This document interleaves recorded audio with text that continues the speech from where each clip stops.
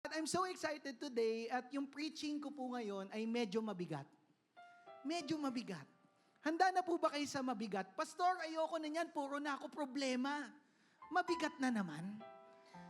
At ang pag-uusapan natin ay bibigat ng bibigat ng bibigat ito. At tanong mo nga sa katabi mo, handa ka ba? Magiging seryoso po tayo at tatanungin ko muna po kayo nito. Authentic ka ba? Parang pagkain lang, pastor Pag gusto nyo pong kumain ng, ng Chinese food, saan po kayo pupunta? Sa Chinese restaurant. Tama po ba? Kasi gusto mo ng authentic. Pero kayo po kaya, gusto nyo po ba ng hindi authentic na kaibigan? Gusto nyo po ba ng fake friends? Ayaw nyo. Kayo, authentic po ba kayo? Hawakan nyo nga sarili nyo. Authentic ba yan? Baka peke yan, Kidding aside, punta muna po tayo, ano po ba ang meaning ng authentic? Authentic, it means something is genuine, real, and ano daw po? True, totoo. Kaya pag nakikita mo yung katabi mo, totoo yan. Totoo yan. At sabi doon, rather than a copy, ano sumunod daw po na word? Fake. Sinong gusto ng fake? Ayaw natin, tama po ba? Or ano daw yung sumunod? Yung imitation, almost kamukha na ng original. Pambihira. At alam niyo po, meron pong sports brand na ito daw pong sports brand na to ay sobrang daming fake. Sabihin, kinokopya sila. Bakit? Dahil sikat po sila. Nakapagsuot ka na ba nito? Baka suot mo yan ngayon. Maganda po ba ang quality ng Nike? Gusto niyo ng Nike? Shoes. Sino gusto ng Nike shoes? Bili po kayo, wala po akong pangbigay. Nike shoes. Bibili ka niyan dahil authentic. Tama po ba? Eto, bibilin mo kaya to? Bibili ka ng like. Madami may gusto niyan. Full of likes. Like. At alam niyo po, pag peke, hindi mo bibilin. Tama po ba? Hindi mo bibilin kasi gusto mo authentic. Pero tingnan niyo po, minsan yung imitation ay sobra ng kamukha. Saan dito ang peke? Saan dito ang original? Pastor, yung may pula, yun ang peke. Grabe ka naman, nilagyan lang ng pula Pag tinignan nyo po, with your own eyes, saan po ang peke at original dyan? Be honest. Saan dyan? Kung wala po kayong makikitang kulay, saan ang peke dyan? Mahalata nyo pa po ba? Yung totoo, mahalata nyo pa po ba? Hindi na. Alam niyo po, sometimes fakes look real. And ano sumunod daw? Feel real. Yung mga peke ngayon, parang totoo, parang tunay naman. Pero ito po ang katotohanan, it doesn't have value. Kasi bakit? Kinopya lang Hindi naman sila ang original niyan Tama po ba? Hindi naman sila original niyan At ako po, this week, meron pong premarital counseling. Sino pong sumabak na doon? Premarital counseling. Pag ikaw po ay papasok sa marriage, ikaw ay may counseling. Para makilala mo pa po yung partner mo. Baka mamaya magsisi ka sa dulo ka magsisi. So, umpisa pa lang, dapat makilala mo na. At alam niyo po, may sinasabi dito na, narinig niyo na po ba yan? If you know, narinig niyo na po ba yan? If you know, you know. If you know, you know. Pag alam mo ang original, alam mo ang original. At nung sinasabi nun sa premarital counseling, habang ako po ay tumutulong kay Pastor Edwin, ako po ay tinignan ko yung mga questions. If you know, you know. At dito po, may nag-struck sa akin. May tumama sa akin dito sa mga tanong. Ako po ay may asawa na. May asawa na ako. Pero nagulat pa din ako sa isang tanong na ito. At baka matanong mo din sa sarili mo. Ito yon. Are you sure that you are a child of God? Tatanungin ko po kayo. Are you sure that you are a child of God? Wow, confident. Yan ang di ba? Faith with confidence, di ba? Confident. Authentic, tama po, di ba? That Jesus Christ is your Savior and Lord. Tuloy ko lang po. Kaya nung iniisip ko to, Lord, natutuwa ka ba sa akin? Lord, pag nakikita mo ba ang buhay ko, nalulugod ka ba sa buhay ko? Kaya sa oras po na ito, ang pag-uusapan natin, authentic follower. At saan natin may kita yan? Muna, tatanungin ko kayo kapatid, tingnan nyo muna ito. Tingnan nyo muna ang pinagkaiba. Am I an authentic follower of Jesus or just a religious person? Saka dito kapatid, pumunta ka ba sa church para makilala si Jesus ng todo-todo? O pumunta ka lang dito kasi obligado ka? Kasi gusto mo mapatawad ka ng Diyos. Saan ka sa bagay na ito? Pumunta ka sa church kasi nandito yung friends mo, nandito yung family mo. Umaten kasi yung mommy at daddy ko kaya dito na lang ako. Saan talaga ang puso mo, kapatid? Authentic ba tayo? Or religious person lang tayo? Saan tayo? At alam niyo po, bakit natin pinag-uusapan to? Si Jesus mismo ang nagturo. Punta po tayo sa Matthew chapter 7 verses 21 to 23. Huwag po kayong matutulog. Okay lang po ba? At may revelasyon si Lord sa iyo, kapatid. May breakthrough na mangyayari ngayon. Amen po ba? I'm so excited. Tingnan niyo, sobrang passionate ko mag-preach ngayon. Alam niyo, tingnan niyo po ang sabi ni Jesus dito, not everyone who calls out to me, Lord, Lord. Hindi lahat ng tumawag sa akin ng Panginoon, Panginoon, will enter the kingdom of heaven. Hindi lahat ng tumawag sa akin ng Panginoon, Panginoon ay makakapunta sa langit. Si Jesus po ang nagsasalita. Tuloy lang natin. Only those who actually do the will of my Father in heaven will, malinaw po ulitin ko po, sinabi ni Jesus. Tuloy lang tayo. On judgment day, many will say to me, Lord, Lord, we prophesied in your name and cast out demons in your name and performed many miracles in your name. Hindi po ba spectacular yung ginawa nila? Ang galing tama po ba? Full of power. Pero tingnan niyo po ano yung response ni Jesus dito. But I will reply, I never knew you. Hindi ko kayo kilala. Get away from me, you who break God's. Sinong takot kay Satan? Meron po ba ditong takot sa demonyo? Pag nasa madilim ka, takot ka sa demonyo. Sino natatakot? Honest lang. Sino natatakot? Thank you. Magiging honest ka. Sino takot mamatay? Yung experience na mamatay ka, sino matatakot? Ako, natatakot ako. Ayoko pang ma-experience. Tama po ba? Pero meron pa palang mas nakakatakot. Na kapag humarap ka na sa Diyos, ano kaya ang sasabihin sa'yo ni Lord? Ito ang pinakaayaw mong marinig sa Diyos. Tama po ba? Pag sinabi sa'yo ni Lord, I never knew you. Minsan may misconception na akala natin authentic follower na tayo. Sino gusto dito maging authentic follower? Tingnan po natin kung saan ba talaga. An authentic follower pursues, ano daw po? Intimacy. When we say intimacy, dapat deep. When we say intimacy, dapat close. Tama po ba? Saan tayo may intimate relationship? Sa asawa natin, sa friends natin, sa family natin. Kailangan intimate, kailangan close. Kasi pag hindi close, ano nangyayari? Nasisira ang pamilya. Nasisira ang pagkakaibigan. Tama po ba? So, kailangan intimate. At ano po sabi dyan? In Matthew 7 verse 22, on judgment day, many will say, ano sabi? Lord, Lord, we prophesied in your name and cast out demons in your name and perform many miracles in your name. Pastor, saan ang intimate dyan?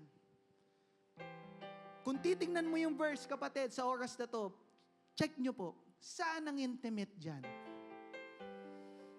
Saan ang intimate?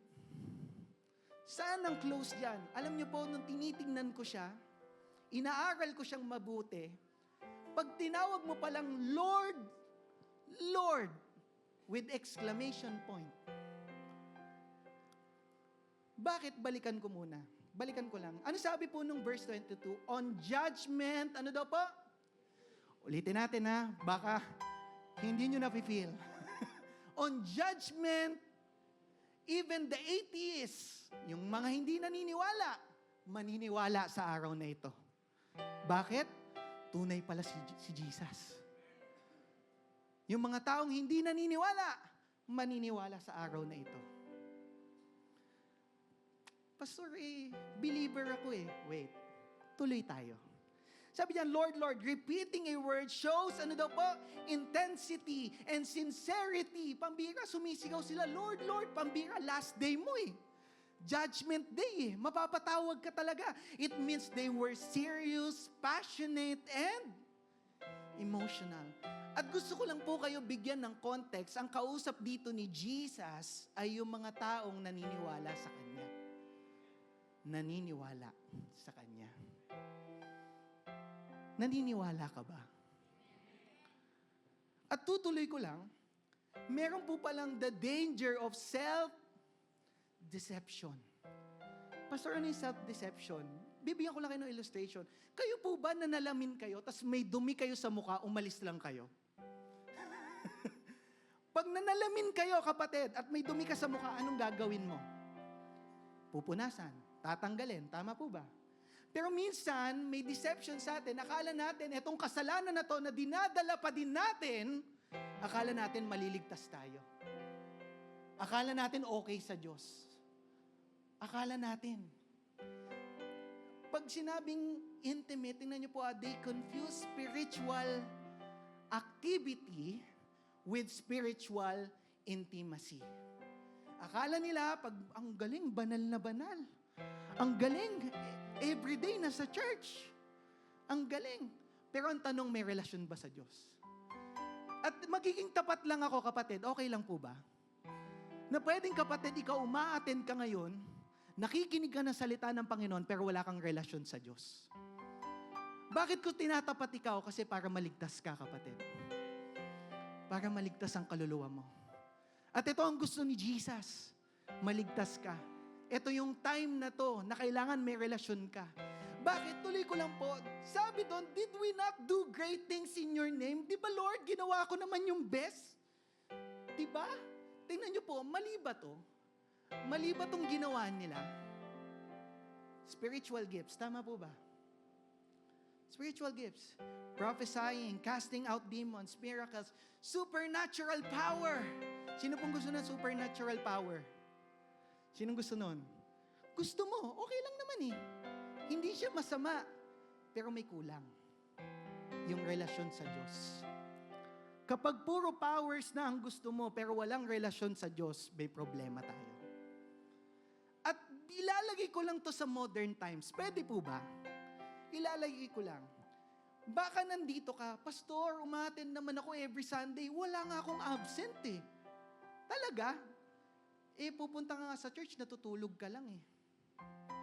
Pastor, ang sarap kasi ng boses mo. Parang hinihele ako, Pastor. Kapatid, ikaw din ang magsasuffer. Ano ba sabi dyan? Posting Bible verses, Pastor. Holy ako. Every day may post ako. Pansinin mo, hindi ako nag-share ng mga kung ano-ano lang. Yan po ba? Sumunod, watching Christian video, pambira, Pastor, lahat na ng scholar, napanood ko na. Ako na ang pinakamagaling sa lahat. O di ikaw na, the best ka. Yan ba ang gusto ni Lord? At ito ang pinakamalala. Ministry. Akala natin kapag nagmi-ministry na tayo, deep na tayo kay Lord. Baka mamaya ako, nagpe-preach pala ako, wala pala akong relasyon sa Diyos. Ako na lang, ayoko na itutok sa iba. Baka nandito ako, nagtuturo ako, hindi ko naman pala binasa lahat. Baka ako. Pero kapatid, sana maintindihan natin tong bagay na ito. Na alam niyo po, their works replace their, ano daw po?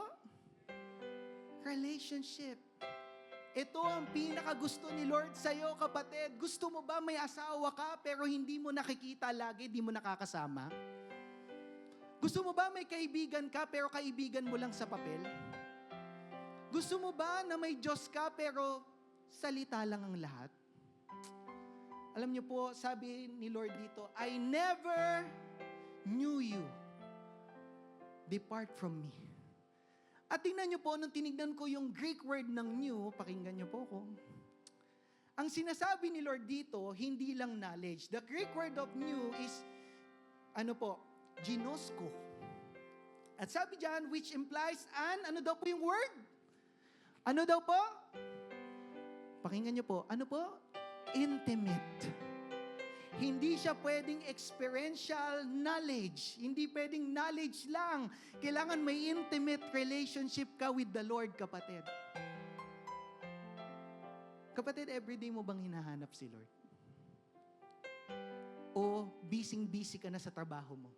Pagpasok mo, pag-uwi mo, wala na, tutulog ko na. Thank you, Lord. Ganun na lang ba tayo? Thank you, Lord. Tulog na ako. Gising ulit ako. Thank you, Lord. Ganun na lang po ba tayo? Alam niyo po, sabi dito in 1 Samuel 16:7, people look at the outward appearance. Banal na banal yan. Si pastor, the best yan.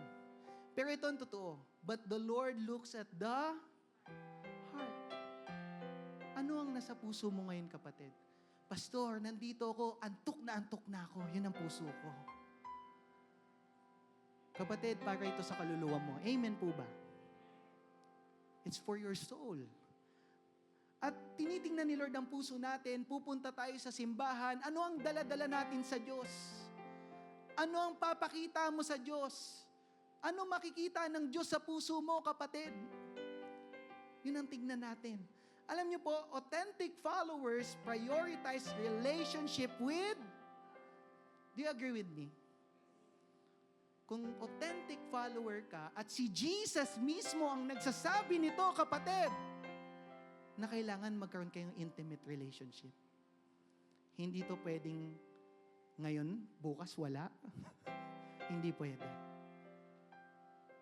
At tutuloy ko lang po, an authentic follower obeys the voice. Bakit voice? Tingnan po natin.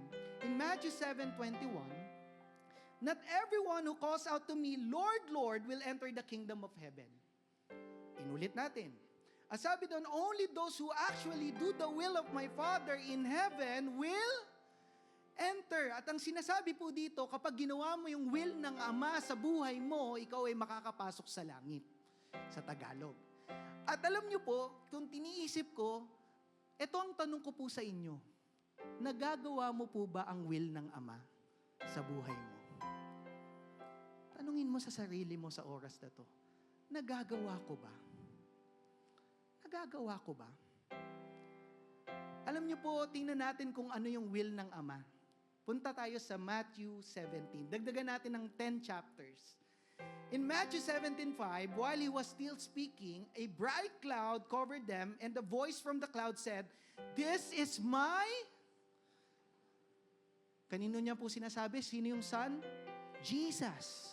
Ang sabi doon, whom ang Ama, mahal ko tong anak ko. With him I am well. Masayang masaya ako sa anak ko na ito. At ito ang sinabi ng Ama. Listen. Again. Listen. Sabi ng Ama, ito ang will ng Ama. Makinig ka kay Jesus. So itong pinag-uusapan natin, kapatid, ay galing kay Jesus. At ang sabi ni Jesus, para maintindihan natin, not everyone who calls out to me, Lord, Lord. Hindi lahat ng nagsasabing kilala niya si Lord ay kilala niya talaga si Lord. Narinig niyo na po ba to? Words are not enough. Words are not enough. Baka nasabi mo na yun. Words are not enough. Narinig niyo na po ba yung word na lip service? Have you heard that? Lip service. Ano po ba ang lip service? Punta muna tayo. Support for someone or something that is expressed by someone in words but that is not shown in that person's actions. Lagay ko na lang sa mag-asawa. Gusto mo ba sasabihan ka ng asawa mo, mahal na mahal kita. Pero anong ginagawa? Kabaliktaran. Natutuwa po ba kayo? Sino dito kinikilig pag sinabi ng asawa niya, mahal kita? Oy, sino? Wala na. Eto na lang, mas kinikilig kayo pag may actions. Tama po ba?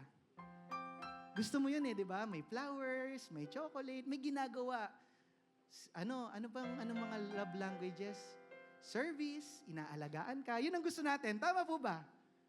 So, kulang pala ang words. Kulang pala. Minsan, sinasabi natin, wala naman pala. Tuloy ko lang po, sabi in 1 John 3:18, Dear children, let us not love with words but with actions kasi alam niyo po, bakit may action? Doon daw magpapatunay kung totoo yung feelings sa'yo nung partner mo. Kung totoo ang feelings mo kay Lord. May actions. Amen po ba? Ang bira. Yung pala. Pero ayaw pa din natin gawin. Tuloy natin, many people sincerely believe that they are following Christ. Naniniwala ako na ligtas ako. Yes, maka-yes tayo. Yet their lives do not reflect obedience to. Ang tanong, lahat na nagsabi ng yes. Ulitin ko, ang lakas ng yes natin kanina. Nagre-reflect ba yung obedience natin kay Lord? Lumalalim tama po ba? Bumibigat. At alam niyo po, madaming nagsasabi, I follow Jesus. Christian ako. Sumusunod ako. But their lifestyle shows no obedience.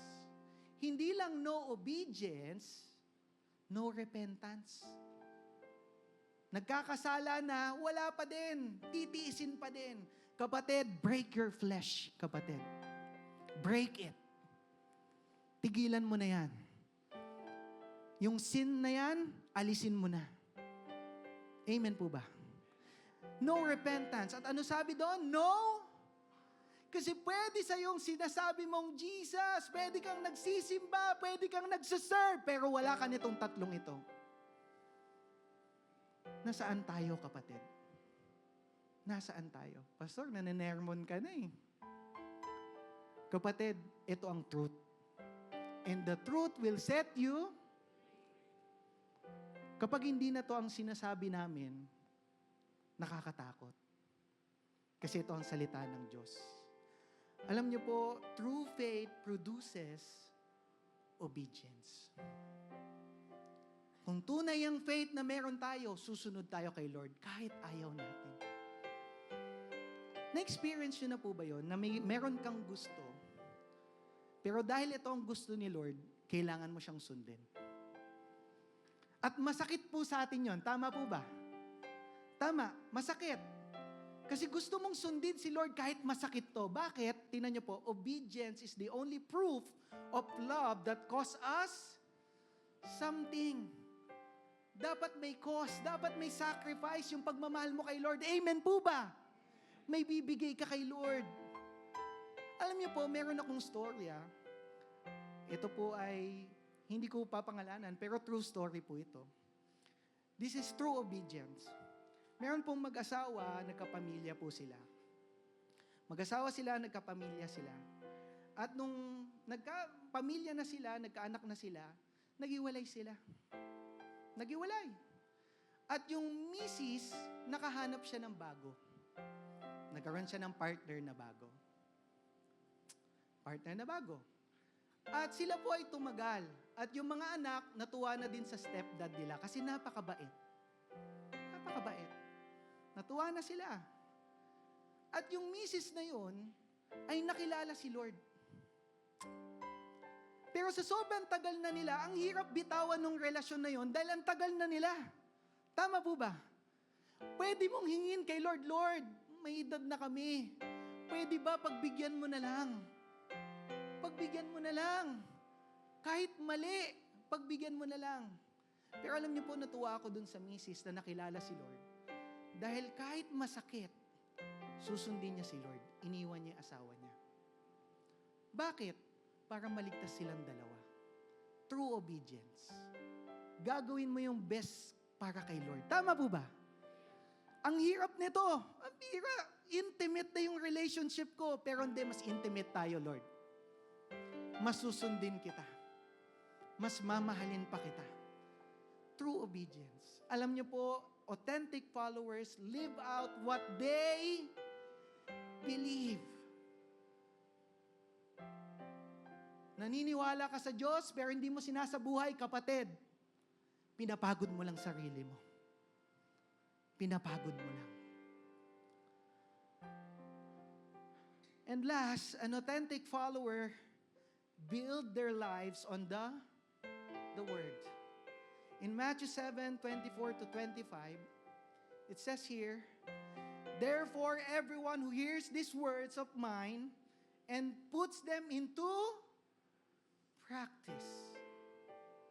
Ito po yung sumunod na verse, 24-25. At si Jesus ang nagsasabi, narinig mo, gawin mo. Hindi pwedeng puro knowledge at knowledge. Pag walang action ang knowledge, magiging powerless. Magiging useless. Alam niyo po, sabi dyan, and puts them into practice is like a wise man who built his house on the rock. The rain came down, the streams rose, and the wind blew and beat against the house, yet it did not fall because it had its foundation on the rock. Kapatid, itong tatanungin ko muna sa iyo. Ang dumadating bang pagsubok sa iyo ay ambon lang? Pag dumadaan ng pagsubok, ambon lang ba, kapatid? Madali lang ba ang pagsubok sa iyo? Alam niyo po, magiging honest po ako sa inyo. Storms will come. Kailangan maging ready ka, kapatid. Storms will come. Pastor, paano mo nasabi yan? Pwede niyo po ba akong pakinggan? Huwag po kayong matulog. Ito po ay para sa inyo kasi mahal kayo ni Lord. Huwag kayong matulog. Tingnan niyo po ito. Pakinggan niyo po ito. In Matthew 24, verses 3-12. Pakinggan mo, kapatid. Huwag mo nang pakinggan yung iba. Pakinggan mo to. Tingnan mo yung mangyayari. As Jesus was sitting on the Mount Olives, the disciples came to Him privately. Tell us, sabi ng mga disciples. Sabihin mo sa amin, Lord. They said, when will this happen? And what will be the sign of your coming and of the end of the... Kailan ka darating, Lord? Kailan ka babalik? Sabihin mo yung timeline. At ano sabi ni Jesus? Jesus answered, watch out that no one, kaya pala sinabi ni Jesus sa 21:23 na, Lord, di ba nag-prophesy kami? Kasi yung verse before that ay sinasabi ni Jesus sa mga false teachers, false prophets, na tinuturuan silang lalong lumayo sa Diyos. At ito po ang sabi, watch out that no one deceives you. For many will come in my name, claiming I am the Messiah, and will deceive many.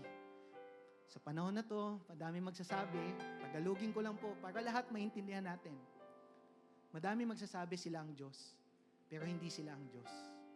At tutuloy ko lang po, you will hear of wars, and again, you will hear wars, and Israel and Iran.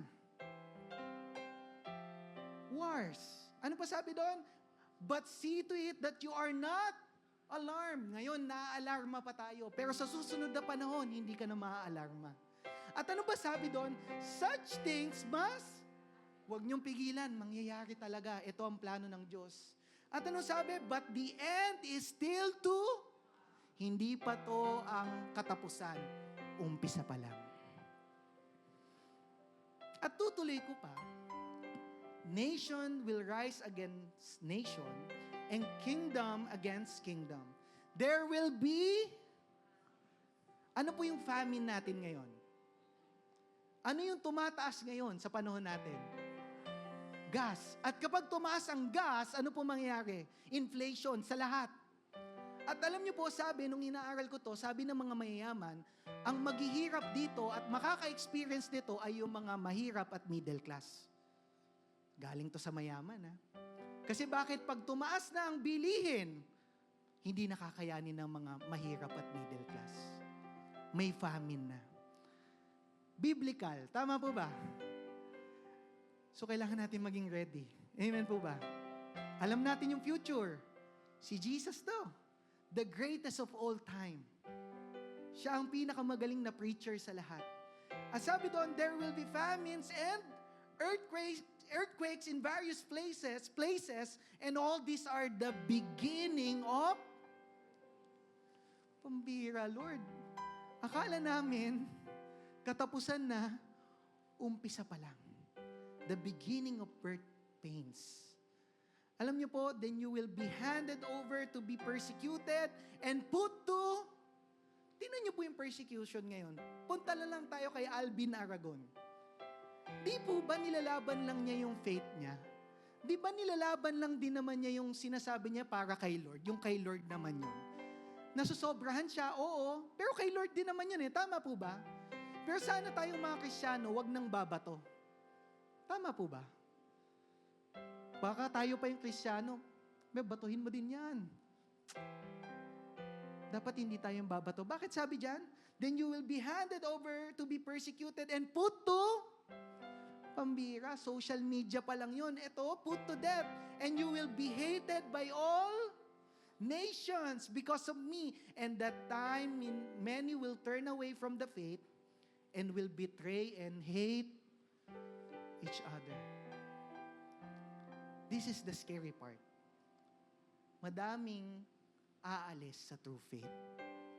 Madaming hindi kakayanin yung pag-uusig. Kaya kapatid, kapag ngayon hindi ka pa din tinatapat, baka hindi mo kayanin to. You need to stand firm. Tama po ba? Alam niyo po, life's pressures reveal whether our faith is real or superficial.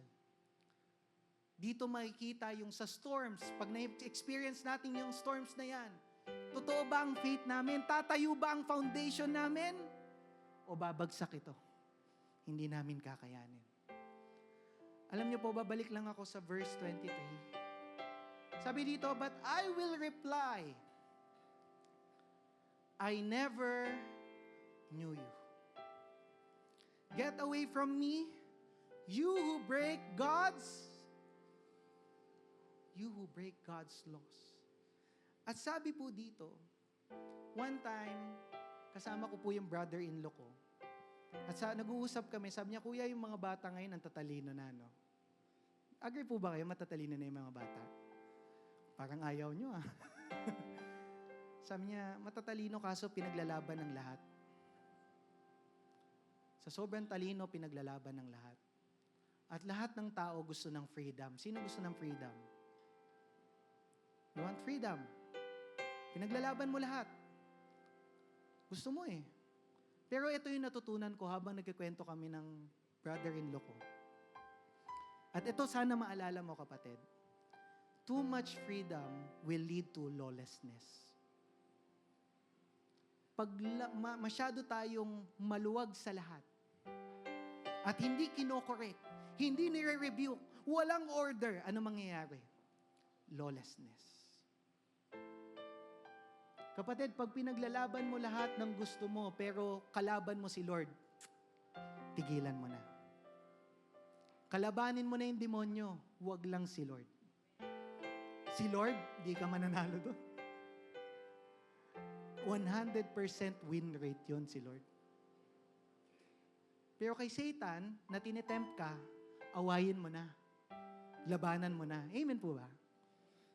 Natetempt ako? Wala yan. Mas takot ako kay Lord eh. Nagigets niyo po yung point. Too much freedom will lead to lawlessness. Kaya itong church na to, pinapatupad natin kung ano ang gusto ni Lord. Kapag hindi na namin pinatupad yon, naku, mag-isip-isip ka na. Mag-isip-isip ka na. Baka wala ka sa tamang church. Ako, nagiging honest po ako. Kasi ayoko po kayong mapahamak. iniiyak ko to kanina, Lord, ba't ito yung preaching? Pambihira, ang bigat. Hindi ko kaya to. Pero alam niyo po, ito lang ang gusto ni Lord na maintindihan mo. Hindi para mag-prophesy, hindi para gumawa ng miracle, hindi para gumawa ng supernatural things. Pero ito lang ang sana maalala mo para maging authentic follower ka, kapatid. Ito lang yan. Pakinggan si Lord. Ano sabi ng Ama? Listen to Him. Listen to Him. You hear His words. Tapos ano po sabi? Practice His words. Kailangan gawin mo, kapatid. Hindi pwedeng dyan ka lang. Hindi pwede. I'm challenging you right now. Gusto ko ang kaluluwa natin lahat ay ligtas. Hindi lahat ng uma-attend dito ay kilala si Lord ng lubusan. Yun ang katotohanan. Magiging straight ako. Alam niyo po, authentic followers build their lives on Christ's teachings. Madami kang pwedeng matutunan sa social media, kung ano-ano. Pero dito ka sa manual mo, ang Bible. Lagi kang kay Lord lang titingin. Amen po ba? Huwag kang titingin sa iba. Titingin ka sa Diyos. And I will end with this, kapatid.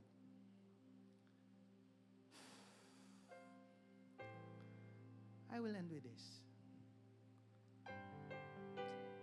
Mira, Lord, samahan niyo po kami. Alam niyo po, authentic followers prioritize relationship with God. Ito, unahin mo. Huwag mo unahin ang pamilya mo, unahin mo muna si Lord. Tapos ang pamilya mo. Amen po ba? Si Lord ang top sa lahat. Amen po ba? Pangalawa, authentic followers live out what they believe. Nakikinig ka ngayon, gawin mo. Hindi porket magaling, matalino, yun ang titignan ni Lord. Ang tinitingnan ni Lord ang puso. Amen po ba? Kailangan maging authentic. Pangatlo, authentic followers build their lives on Christ's teachings. Dapat naka-align tayo sa salita ng Panginoon sa buhay natin. Ngayon ito ang ending ko, kapatid. Pag humarap ka dito, ano ang isasagot mo sa Diyos? On Judgment Day, ano ang sasabihin sa iyo ni Lord? Well done, my good and faithful servant. Or, I never knew you. Depart from me. Kapatid, iniiwan ko to sa iyo. Hindi kita kayang iligtas. Kaya kitang i-convince ngayon. Tama po ba? Pero ikaw mismo kailangan makapag-realize, don't take this lightly, please. Masyado tayong busy sa buhay natin. Pero hindi natin alam kung kailan to. Pwedeng mamaya, pwedeng bukas. So kung pwedeng mamaya, pwedeng bukas, dapat ready ka. Si Lord may care sa'yo, kapatid. Pasalamat ka, naririnig mo to ngayon sa oras na ito. Kasi yung iba, ang gusto lang blessing, blessing, blessing, blessing. Bira, ito ang tunay na blessing. Makapunta sa langit. Yun ang tunay na blessing. And I challenge you, kapatid. Ito ang iiwan ko to. Iiwan ko po sa inyong sa oras na to. Are you an authentic follower of Christ? Iiwan ko yan sa'yo. Hindi ko yan kayang sagutin eh. Tama po ba? Pero ito yung ilalagay ni Lord sa puso mo ngayon, na magmi-minister sa puso mo ngayon. Lord, authentic ba ako? Lord, nalulugod ka ba kahit nagtatrabaho ako dito? Lord, ginagawa namin yung best. Natutuwa ka ba? Kasi kung hindi din pala natutuwa ang Diyos, sana itigil na lang natin. Tama po ba? Pagod lang eh. Pero ang gusto ni Lord, madaming makakilala sa Kanya. At ikaw ang gagamitin ng Diyos, kapatid. Ikaw ang gagamitin ng Diyos. So, iiwan ko to sa'yo, kapatid. Pwede po ba tayong tumayo lahat? Alam ko kulang ang pag-awit sa Diyos, kulang to. Ang kailangan natin ay obedience. Tama po ba? Sa sulat na natin. Pero sana kung aawit tayo ngayon, sasamba tayo sa Lord, ibigay natin yung the best para sa Kanya. Yung deserve niya. At hindi lang, kapag umaawit tayo, sinusurrender natin lahat sa Kanya. Kapatid, gusto mo ng breakthrough sa buhay mo, alisin mo yung kasalanan. Kung gusto mo ng breakthrough, kapatid, ayusin mo yung mga dapat ayusin. Kung gusto mo ng breakthrough sa buhay mo, hindi natutuloy yung blessing, kapatid. Bakit? Hindi mo sinusunod ang Diyos. Kapatid, ito ang oras mo para sambahin siya at ibigay ang lahat ng buong puso. Let's worship the one true and living God. Oh, we praise your name, God. Hallelujah, we lift your holy name, God. And today, church, pwede ba natin itaas ang ating kamay as we give Him all the praise? Oh, we give you all the worship. We give you all the honor, all the blessing, God. Oh, move in this place, Jesus. Oh, we want more of you, Lord.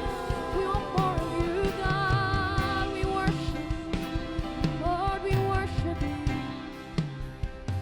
Lord, we worship you. Come on, open up your mouth to declare. Oh, we worship you, Lord. Sing, I'm caught up in your presence. And I just wanna sit here at your feet. I'm caught up in this holy moment. I never wanna leave. Sing, I'm not here for blessing. And I'm not here for blessing. Sing, Jesus, you don't owe me anything. Jesus, you don't owe me anything. Yes, Lord. And more than anything that you can do, I just want you. Sing, I'm caught up in your presence, Lord. Oh, we sing, I'm caught up in your presence. And I just wanna sit here at your feet. I'm caught up in this holy moment. Never wanna leave. Come on, declare it out with all your heart. We sing, I'm not here for blessing, God. I'm not here for blessing. Oh, you don't owe me anything. Jesus, you don't owe me anything. More than anything that you can do, I just want you. Sing, I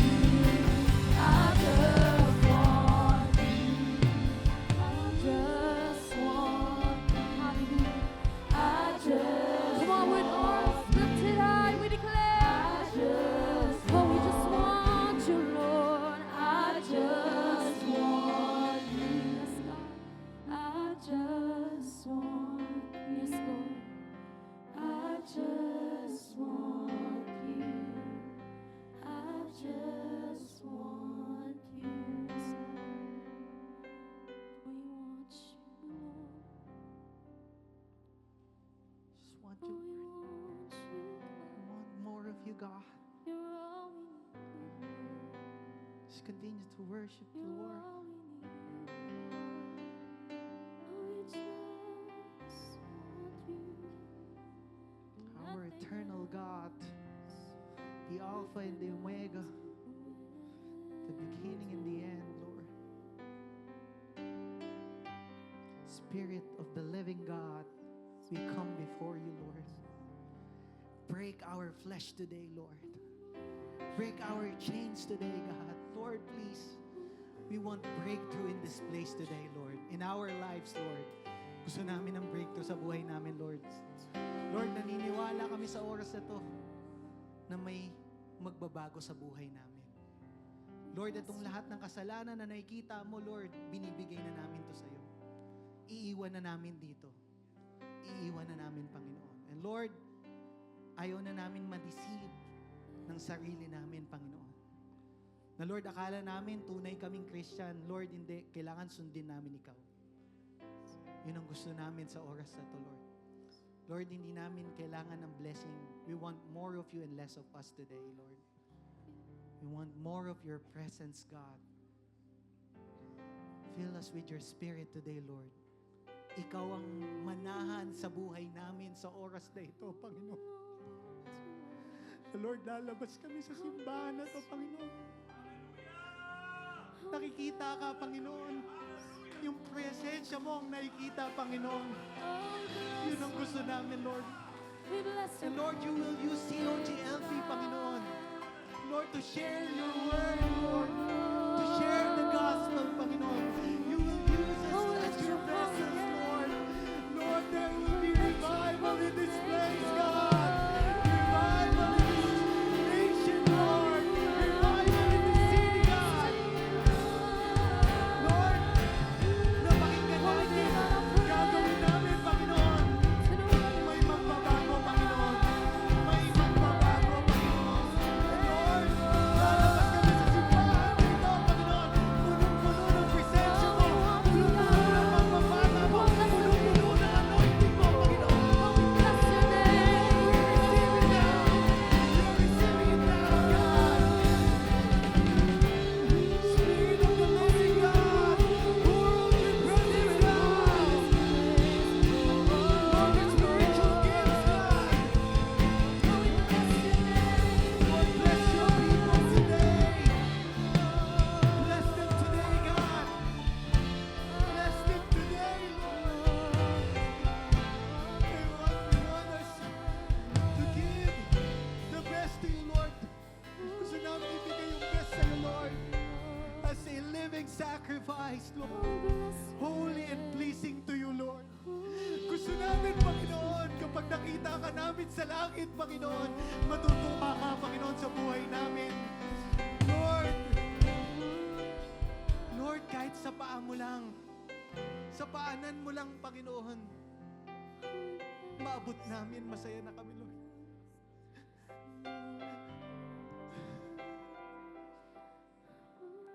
Lord, we know that words are not enough. Naniniwala kami, Panginoon, na may aksyon na itong mangyayari, Panginoon. Hindi ito panalangin na baliwala lang. Ito'y panalangin na totoo, Panginoon. Continue to touch our hearts today, Lord. Lord, all the glory, all the honor, and all the adoration belongs to you, Jesus. In the mighty name of our Lord Jesus Christ, everybody shout. Amen. Amen. Brothers and sisters, let me tell you this. Ito ang sinasabi ni Lord. Sinabi lang sa akin ni Lord. Go and sin no more. Go and sin no more. God bless you all.